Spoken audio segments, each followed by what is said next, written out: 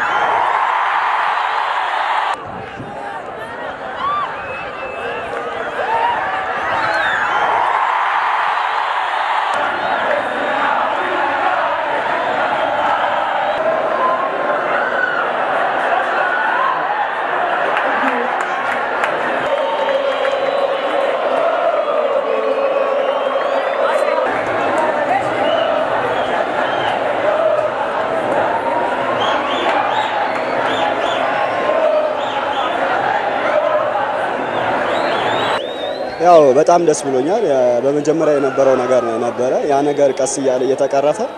ያው ጎሎችን እንዴት ማስቆጠር እንዳለብን በተደጋጋሚ ያሳየን ነበር ጎሎቹም የተቆጠሩበት መንገድ ነው መጀመሪያ በጣም ያስደስታል የመጀመሪያ ጎሌም የፕሪሚየር ሊግ ስለሆነ በጣም ደስ ብሎኛል ትሬኒንግ የሰራነው የተገበረ ያለና ያው ሚዳችን ለዞም አሁን ደርቆ ነበር ሚዳው እንደምንፈልገው አልተጫወትንም ያው ውጤቱ ይገባናል ያስባል ከጉዳት ነው የመጣሁት እና ሁለት ጎል በማግባቴ በጣም ደስ ብሎኛል ከዚህ የተሻለ ነገር እንደምሰራ አምናለሁ ያው ደጋፊውም ከጎኔ ነው ያው ይሁላ ደጋፊ ውጤታቱ ሲሄድ በጣም ያሳዝናል እና ይሄ ውጤት ይገባናል ያስባል ውጤቱ ደስ የሚያሰኝ ነው ግን አጠቃላይ የነበረው ፐርፎርማንስ 90 ደቂቃ አንድ ወጥ የሆነ ነገር አይደለም አንድ የተወሰነ ሪት እንትን ላይ እንቅስቃሴውን ይቆጣጣሩታል እንደገና ደግሞ ከነሱ እጅ ይወጣል እንደገና ይቆጣጣሩታል እንደዛ አይነት ብልሽ ድርግም የሚል ነገር ነበረው አንዳንድ ጊዜ ግን የተጋጣሚ ቡድን እኛን ለማፈን ሜዳችን ላይ ሲመጣ ከጀርባ የተከፈተው ቦታ ላይ የነበረው አጠቃቀም ጥሩ ነው በመስመር ሰው ይተቀሙ የነበሩት የኛ ልጆች ጥሩ ነው ምክንያቱም በመስመር ላይ ያሉ ሰዎች ከእይታ ውጪ ስለሆነ ያ አጠቃቀም ጥሩ ነበር ግን በአጠቃላይ ከነበረው ከንቅስቃሴው አንፃር ብልጅ ድርግም የሚል ነገር ነበር በደንብ ጌሙን የመቆጣጣር ነገር አልነበረም ክብራትና ክብራን የስፖርት ቤተሰቦች ለዛሬ ያዝላችሁ ዝግጅቶች ይህን ይመስሉ ነበር ፕሮግራሙን በማስተዋወቅ እኔ ሀና ክፍሉ አብሬያችሁ ቆይታ አድርጌያለሁ ሳምንት በተመሳሳይ ሰዓት በሌላ ስፖርታዊ ጥንቅሮች እስከምንገናኝ እኔ ኮዱ ተሰናበትኩኝ መልካም በዓል እንዲሆንላችሁ ተመኘው መልካም ሳምንት